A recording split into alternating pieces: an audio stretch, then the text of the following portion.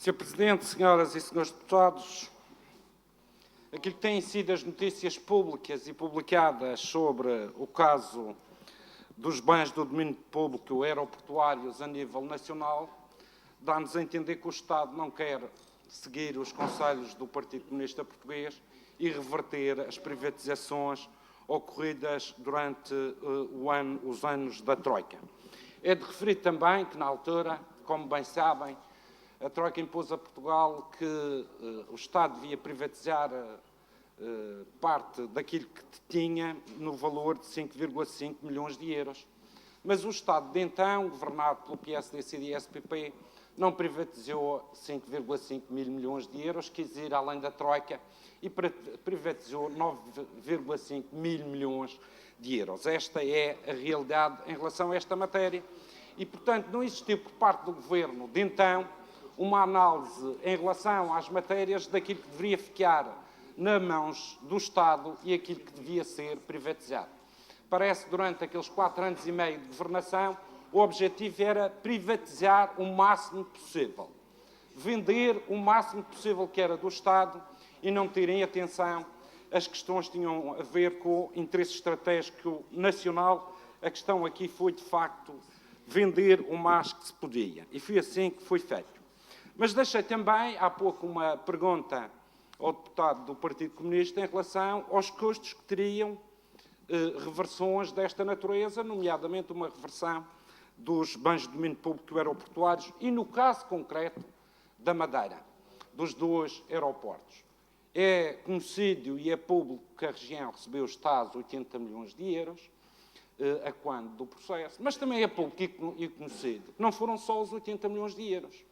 A ANAM tinha uma dívida de 200 milhões de euros, o remanescente da construção e da edificação do aumento da pista do aeroporto e, portanto, não estamos a falar de 80 milhões de euros, estamos a falar de 280 milhões de euros. Sendo que o contrato de concessão, o que coloca lá, em caso de rescisão desta concessão, teria que se pagar, em função do ano em que estávamos, sobre 50 avos, em função de cada ano em que se passou.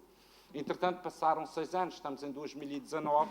e, portanto, seria 44 avos desses 80 milhões de euros. Estamos a falar, portanto, em relação à dívida de 200 milhões, mais 74 milhões de euros, eu diria que dá quase para um hospital. Eu não sei se a nossa região, se a Madeira, neste momento tem recursos financeiros para poder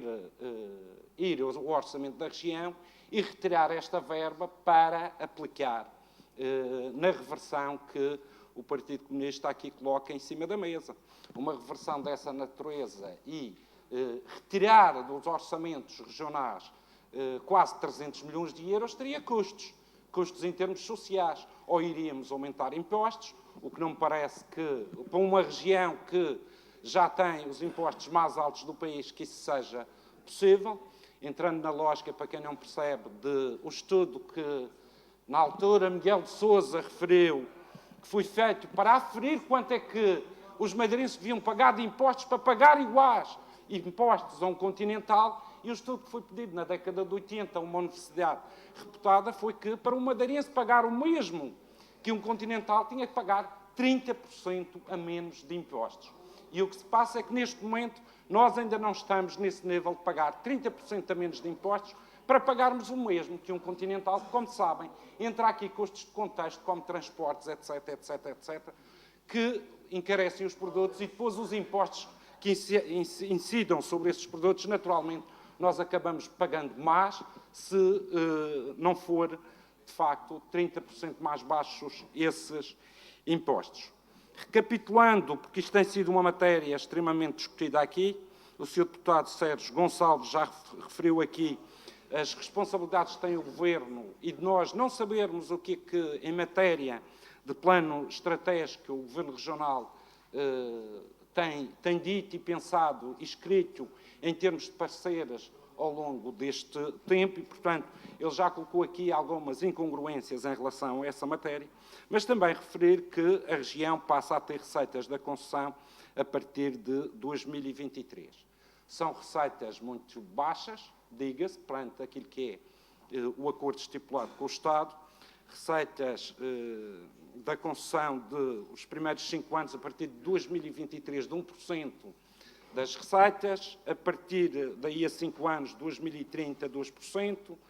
35, 3%, até 35 a 40, 5% das receitas, e os últimos 10 anos, até 2062, 10% de receitas da concessão. Outro problema que temos aqui tem a ver com as taxas aeroportuárias, que também já foi aqui debatido, em que o contrato, como está feito, foi muito mal negociado, porque primeiro não meteu um prazo de 10 anos e, portanto, pode igualar a Lisboa nos últimos 10 anos, seguindo o espírito que tínhamos em relação a esta matéria, mas o caricato é que inverteu-se tudo. E o que se passa é que as taxas do aeroporto de Lisboa, que são as taxas padrão para essa evolução das taxas da Madeira, é que têm vindo a subir, a ir ao encontro das taxas que se praticava nos aeroportos da Madeira e que se pratica nos aeroportos da Madeira. De facto, esta filosofia que se assistiu nos últimos tempos é uma má filosofia para a região autónoma da Madeira e cria, de facto, constrangimentos quer no aeroporto da Madeira, quer no aeroporto do Porto Santo, em termos de competitividade na angariação de clientes para a região autónoma da Madeira e para o nosso turismo.